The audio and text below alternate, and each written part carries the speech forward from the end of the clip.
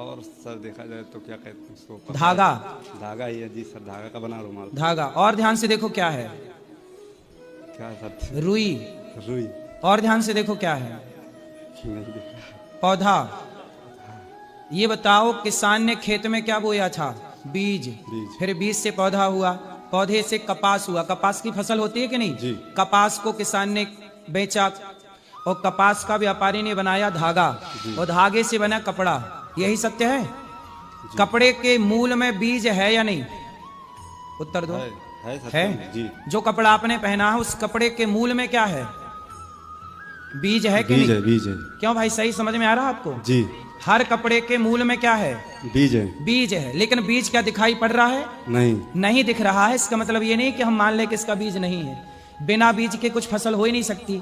तो जैसे बीज की सत्ता है पर बीज दिख नहीं रहा है, मूल में तो सत्ता बीज की है। इसी तरह भागवत जी में लिखा है, पुरुषायादि बीजाय परेशायादि धीमहि। तो बीज मात्र भगवान है सृष्टि के, इसलिए जो दिख रहा है वह ईश्वर है।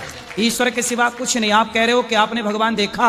मैंने देखा और देख रहा हूं। मेरे सामने आप जो लोग बैठे हैं कौन हैं? जी। तुलसीदास जी की दृष्टि से देखें तो सी राम मैं सब जग जानी। वेदांत की दृष्टि से देखें तो सर्वम खलविदम ब्रह्म। निज प्रभुमय देखहीं जगत के ही सन करहीं विरोध। तो बताओ, भगवान आपने देखे कि नहीं? देखे हैं वो। देखा। जी, जो आप दिख बता रहा रहे थे है तो देखे हैं। बात समझो, जो जी। दिख रहा है वो कौन है? भगवान ही है। हम कहते हैं स्त्री है, पर स्त्री के रूप में भगवान ही तो हैं। यदि परमात्मा को हटा दिया जाए किसी स्त्री से, किसी पुरुष से, तो क्या उसकी अपनी कोई सत्ता है?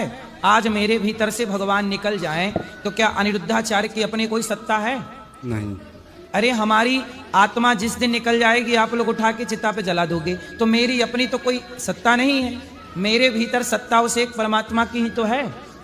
तो वह एक परमात्मा जो मेरे भीतर भास रहा है वह आपके भीतर भी है, वह आपके भीतर भी है। तो आपकी और हमारी सत्ता हो गई शून्य।